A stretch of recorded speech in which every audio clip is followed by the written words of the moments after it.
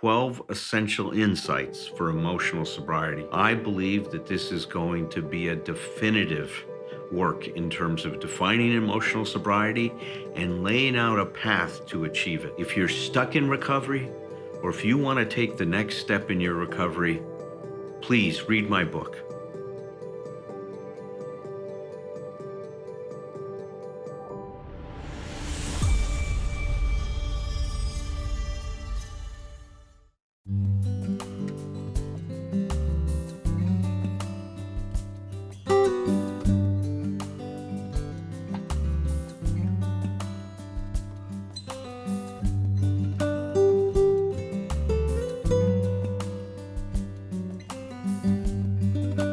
We are systematically working ourselves through the 12 steps with a particular focus, right? Is looking at how the steps help us achieve emotional sobriety.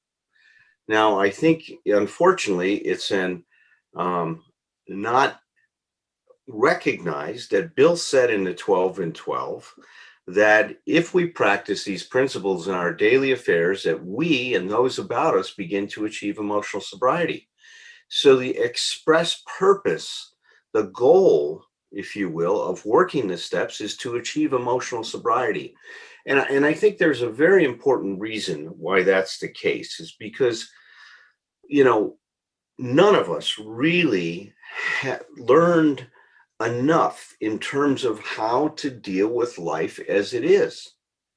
And there's a lot of things that we've acquired through our development and through our growing up in this culture and in the families we came from that really interfered with us realizing our full potential and actualizing our true self.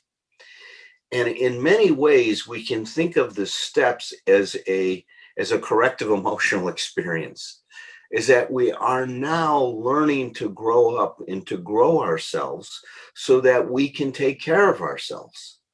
We don't need to turn to alcohol and other drugs or whatever, our issue is, whether it's food addiction, gambling, sex addiction.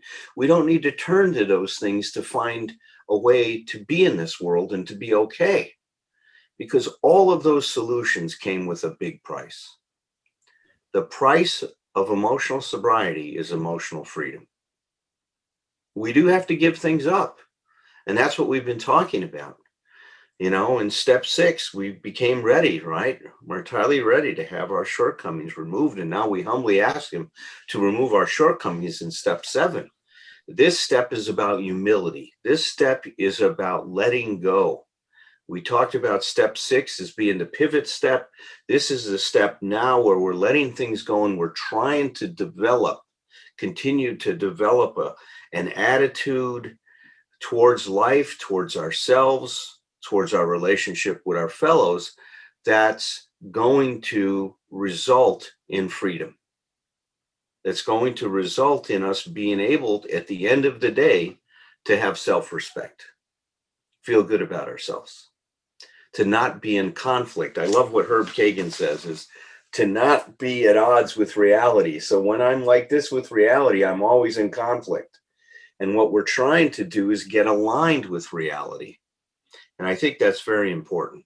Now, I said today I would read a bit from the Little Book. The Little Book is a collection of different 12-step approaches that is written by Roger C. He's part of AA Agnostica up in Canada. And at the end of the book, he's got 4 different authors, myself, Dr. Stephanie Covington, Dr. Gabor Mate, and Dr. Therese Jacob Stewart that comment on each of the steps. And so I want to read what each of us said about step 7 tonight before I share with you what I wanted to focus on. This is by Dr. Therese Jacob Stewart. She says, "We felt the pain of our defects in step 6. We find it uncomfortable to be self-absorbed or bitter or filled with fear or resentment. We don't want to be separated from our true nature any longer. It's painful to veil it in delusion and choke its expression." And the it she's referring to is our true nature. Dr. Gabor Mate writes, "Our shortcomings are where we fall short of, and even lose sight of our true potential. Thus, in giving up the short-term rewards of addictive behaviors, we are choosing a vast enrichment of who we are. Humility is in order in place of pride, that desperate grandiosity of the ego. Dr. Stephanie Covington says this, but for all of our awareness, we may still not accept ourselves. Step 7 gives us the opportunity to move from self-awareness to self-acceptance. From self-awareness to self-acceptance. Acceptance is the key to change. Another paradox I have learned in recovery is that when I accept myself just as I am, I can change. And finally, Dr. Alan Berger, in step 7, we are learning the importance of being vulnerable, of asking for help. This is important, essential in attaining more humility. And as we've talked about, humility is so important in the achievement of emotional sobriety. Without humility, we cannot achieve emotional sobriety. Now, I want to focus specifically on what our expectations do in our relationships. So when I am undifferentiated, which we talked a lot about last time about defining that, it just means that I'm emotionally immature. So when I'm undifferentiated, it's hard to separate me from you. You follow me? That separation doesn't occur. With differentiation, there's a separation. When I'm undifferentiated, my thoughts and my emotions are fused. I can't distinguish the two. As I become differentiated, I see that there's a difference between my emotional reactions and my thoughts. Right? That's what we're talking about. When I'm undifferentiated, then the expectations I have are what you need to do to make me feel okay. So because I'm undifferentiated, I don't see you. You're undifferentiated. I can't see you as a separate person. I see you in terms of what you can or what you can't do for me. I see you in terms of, are you going to approve of me or disapprove of me? So my relationship to you becomes an I, me, I, to it. You become an it. You're not a person. You're now an object of my needs. And I look to you to meet my needs. And if you don't meet my needs, I'm very adept at trying to manipulate you to get you to do that. Well, my God, if you were more loving, you would do that. If you were more thoughtful, you'd do that. If you were a better person, you would do that. Boy, how sneaky is that stuff? It's terrible.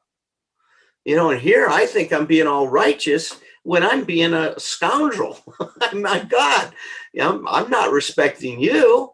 I'm trying to manipulate you to do what I want you to do so I can be okay. Talk about self-will run riot. My God, this is where the unmanageability that we accept that our lives have become unmanageable starts well before our addiction. Yes, our addiction and whatever, however that manifests itself creates a hell of a lot of unmanageability. But this stuff I'm talking about created unmanageability well before we picked up that drink. In fact, I am convinced, just like Bill Wilson is I picked up that drink to deal with that unmanageability. Because when I drank, I didn't care. Then I didn't care what Bruce did. He could be whatever he wanted to be. I'd even laugh at him and enjoy him. But when I'm sober, he better damn well do what I want him to do, or else he's not a very good friend, right? That kind of stuff. It's nonsense.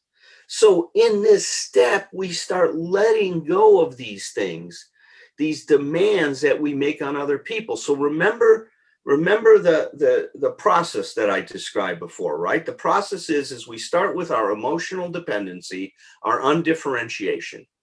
That then creates a set of claims and demands on the world and how it's supposed to be, how people are supposed to be, how we're supposed to be. Those claims and demands then turn into expectations. Those expectations then crystallize into a set of unenforceable rules. And now I place all those unenforceable rules on you, on life, on myself. even on my relationship with God. Now, so when we are viewing people through our expectations, and this is where the undifferentiation comes in. When I'm viewing you through my expectations, I am unable to see you. I can only see you in terms of what you can do for me.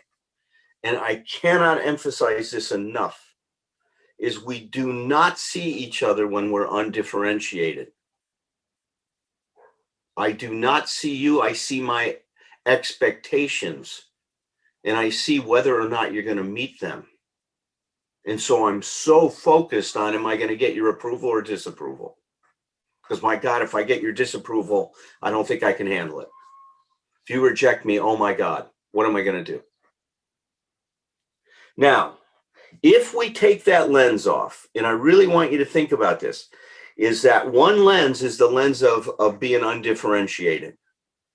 If I take that lens off and set it aside of being undifferentiated, and instead I put a lens on that is clearer, meaning that I have no expectations, now I can see you as you are.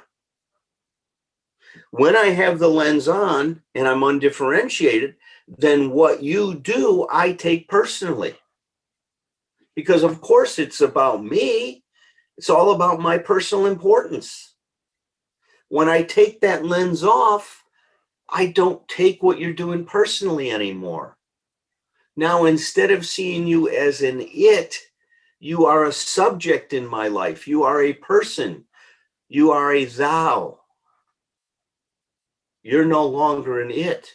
And I don't look to you to meet my expectations. I look to you to see who you are and what is possible between us. That is an amazing shift.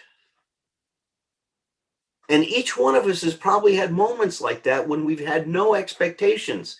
You know, I think this is what people were trying to get to when they talked about unconditional love.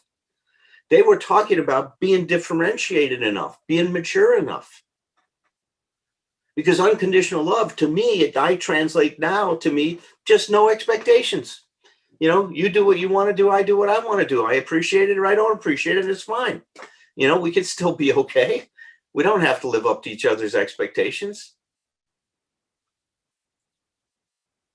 So this is a whole different way.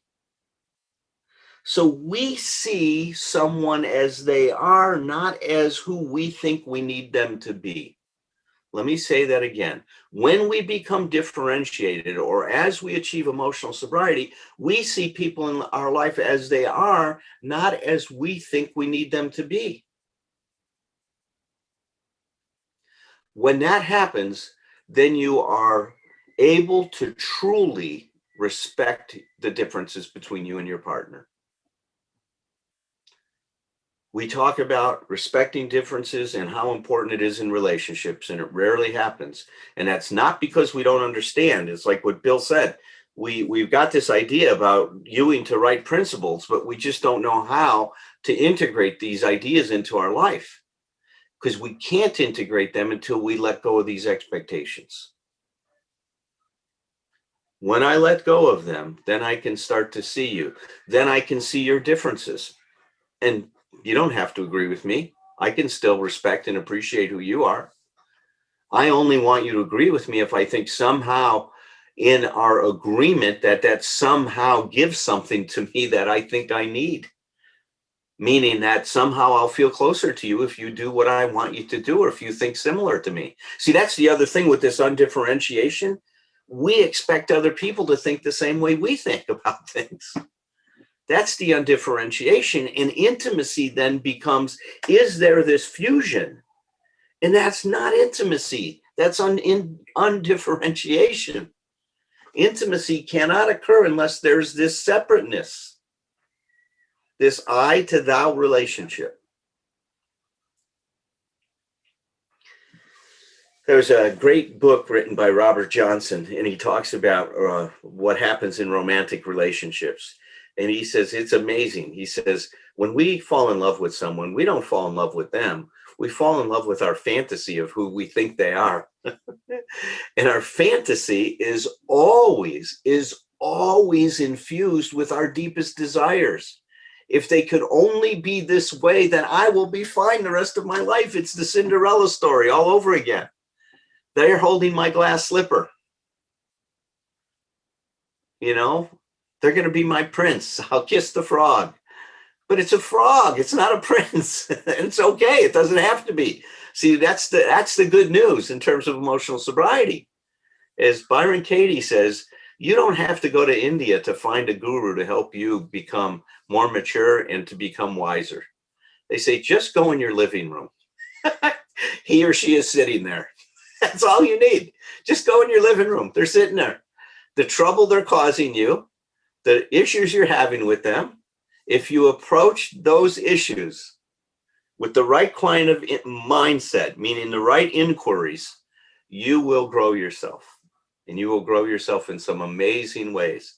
So everybody cancel your trips to India. It's a good time anyway to not go because of COVID over there. They don't have enough oxygen for us.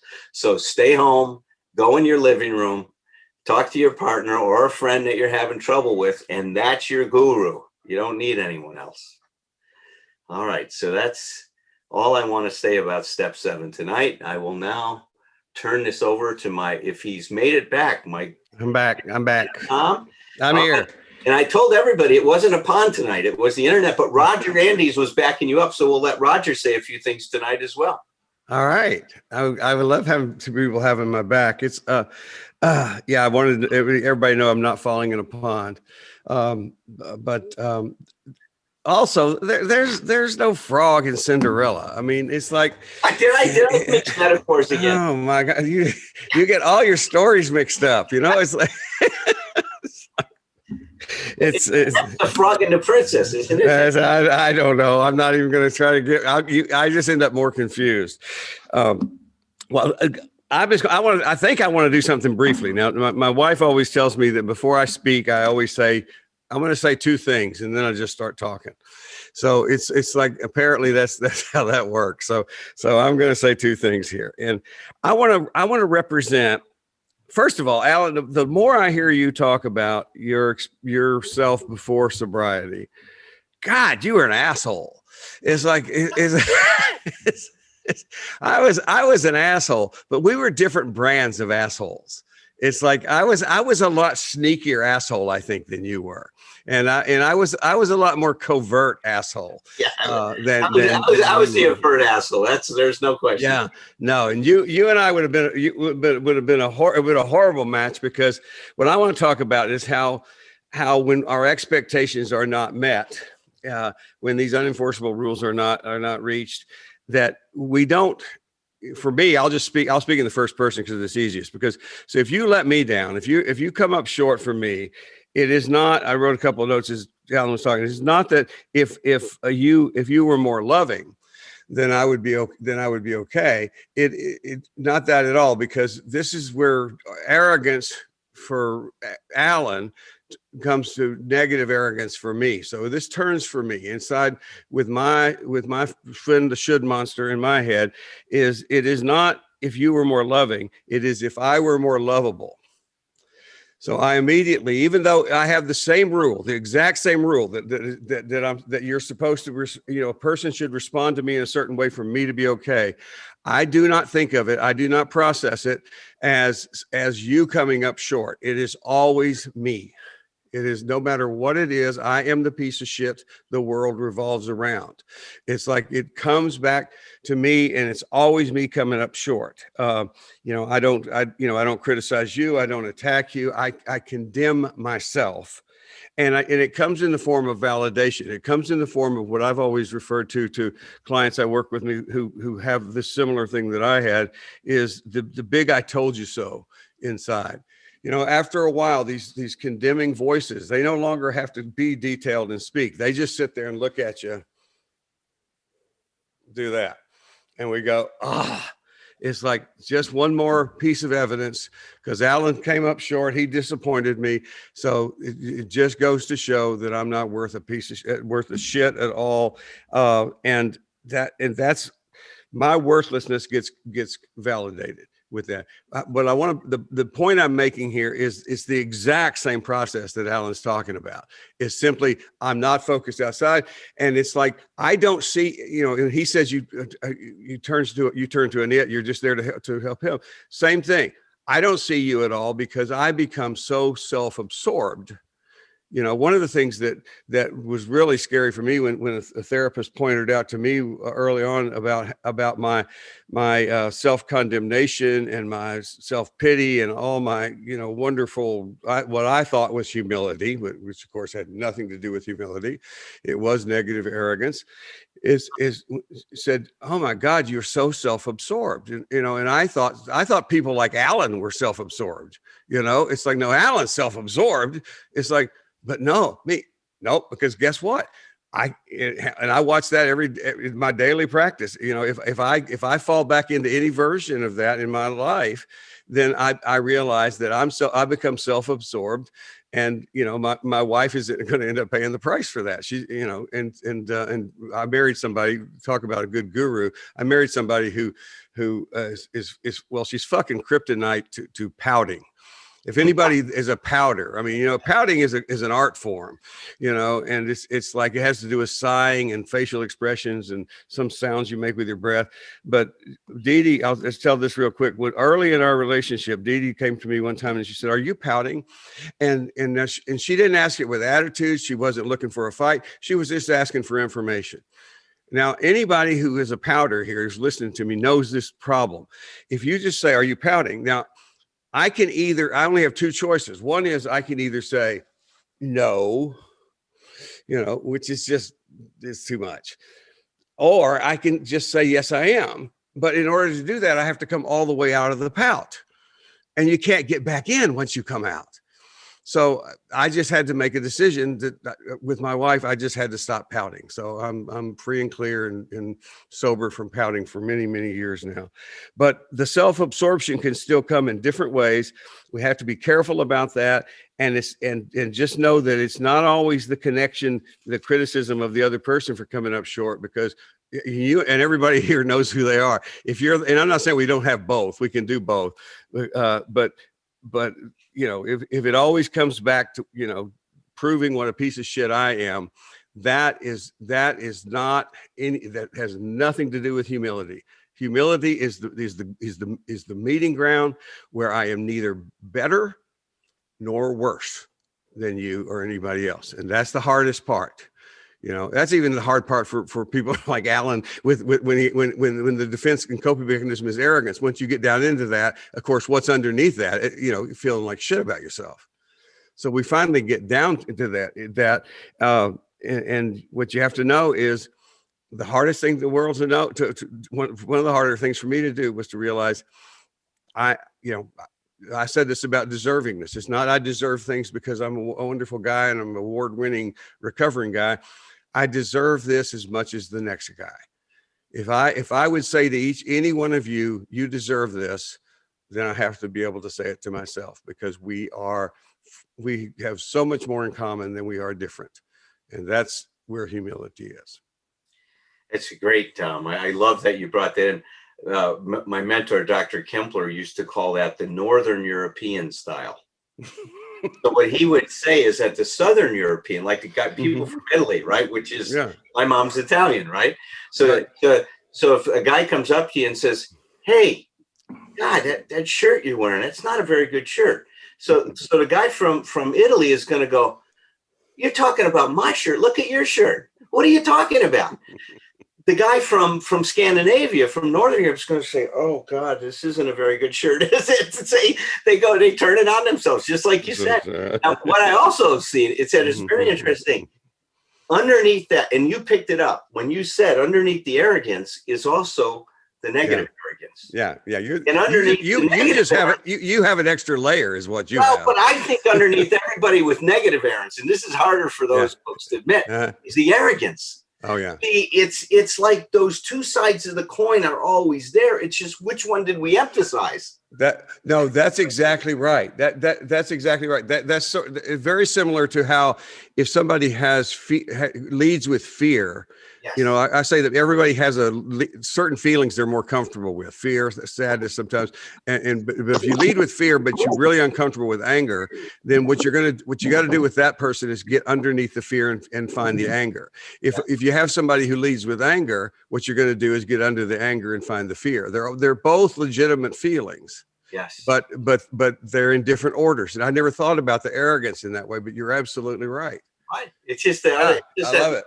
We just flip it in that way. Mm-hmm. All right, Roger, where are you, Roger? Unmute yourself, Roger. What would you like to throw into this?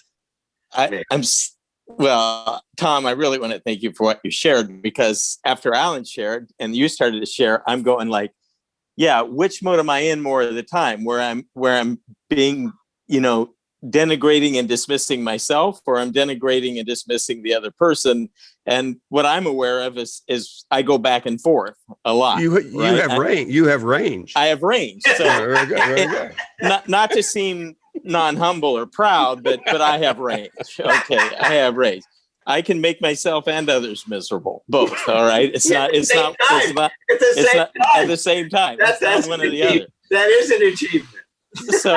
So I'm really, really appreciative, Thom, that you brought that piece in, because certainly at moments that's my style, and at other moments I project more. I take that negativity I feel in myself, but that I don't want to own, or I'm uncomfortable acknowledging or admitting, and I see it in those around me. That's called projecting, and it's something that if we look closely, especially, that's another area where, Alan, you're talking about our guru is whoever we're in relationship with, right? And the path forward is looking at whatever trouble is coming up for us in that relationship. And I and others can spend a lifetime just being angry at others for things we don't like. And I still spend a fair amount of time there, very much angry with myself, like you were talking about, Thom. But it's a really difficult step for me a lot of the time to move away from the intensity and the kind of satisfaction, even if it's negative, of those negative emotions, and to really look at, but what's going on here, really, at a deeper level within myself, right? What's generating this anger for me, or what's generating this withdrawal, right, for me? So that I just wanted to say, I really like both of those sides of that coin. Another piece that, since you've been talking about humility, I wanted to bring, of all people, Ben Franklin into this discussion. Because at a certain point in his life, Ben decided that he was going to improve himself as a person. And he writes about it extensively in his autobiography. And so he made a list of 12 virtues: temperance, silence, orderliness, frugality, et cetera, et cetera. And then one of his Quaker friends talked to him, that he was talking about this with, and suggested that he add pride and how to overcome pride to his list, because he was widely regarded as an overly prideful person, right? So Ben decided to add humility to his list. And he felt like he made a lot of progress with at least 12 of the virtues that he was trying to strengthen and attain. But what he said about pride was this: in reality, there is perhaps no one of our natural passions so hard to subdue as pride. Disguise it, struggle with it, beat it down, stifle it, mortify it as much as one pleases, it is still alive and will every now and then peep out and show itself. You will see it perhaps often in this history, meaning his autobiography, right? For even if I could conceive that I had completely overcome it, I should probably be proud of my humility, right? Even if I achieve humility, if I'm really honest, I'm going to have to acknowledge that I'm even proud of my humility. And that's how this is for me at a very personal level. Humility is such a difficult, experience to consistently have a handle on in terms of my experience. And if I get too focused on it, indeed, I become even proud of my efforts to be humble, right? So the other piece that I wanted to add is I have a tendency, and I think others attending this meeting may have the same tendency, to turn these very ideas that we're talking about tonight and the ideas that you and Thom have been talking about through this entire series of meetings, Alan, we can easily turn all of these into shoulds as well, right? We can easily take them as shoulds and do exactly the same thing with these ideas that we've tended to do with other ideas in our lives. We think, oh, this is the right way to look at things. My way's the wrong way to look at things, or whatever, and immediately start to try to swallow these ideas wholesale, uncritically, without asking myself, does that fit for me? As you talk about it, Alan, without chewing these ideas over and seeing if they fit for us and seeing if they might have value. Not that we're comfortable with them, but if they might have value for us before we swallow those ideas and they become a part of us. So I just wanted to reference that even with all of these ideas around, emotional sobriety and expectations and demands, it's important to chew on these ideas and be reflective about them and to really come to this understanding of, is this something that I really deeply agree with and that I want to integrate more into my own person. So those are some thoughts that I had. Thanks for giving me an opportunity to share. You're talking about personalizing it. Absolutely. It's like this. Yeah. Think about that in terms of therapists. One of the things I this will show my pridefulness, but that I criticize in general terms, therapists who sell therapy off the rack. It's just like, it's like, you need to fit into my model of therapy if you're going to be a good client. And, and if you're not, then you're a resistant client. It's sort of like, that's not the way that works. I mean, what we get paid for is to help people discover their own resistance and figure out how they're going to overcome it. Not us overcome it. We're there to help them overcome it. Yeah. Yeah. Thanks, Thom. Well, I'm sitting here and I'm just proud of my two friends, Thom and Roger. Look at these guys, man. We're so humble. No, I am so humble. That, but I'm sitting here. I'm awed by what you guys have just brought to tonight's meeting. I just want to share my heartfelt appreciation for who both of you are. Thank you. Thanks, Raj, for sharing tonight, and Thom. It's really. It's refreshing, it's enlightening, it's inspiring. One of the things that it's important for us to think about in our recovery is our relationship to our emotions. I know that depending on the way we're raised, certain feelings and certain emotions are going to be okay, they're going to be acceptable. And those that aren't are going to be pushed aside and disowned. Well, recovery is about recovering your lost true self. See, it's about achieving wholeness again. Because when I fragment myself, and when you fragmented yourself, you can't function well in life. You can't cope effectively with life. We need all of us to show up to be able to deal well with life. Well, emotional sobriety is about discovering new possibilities. Recovery is about recovering our lost true self and discovering new possibilities.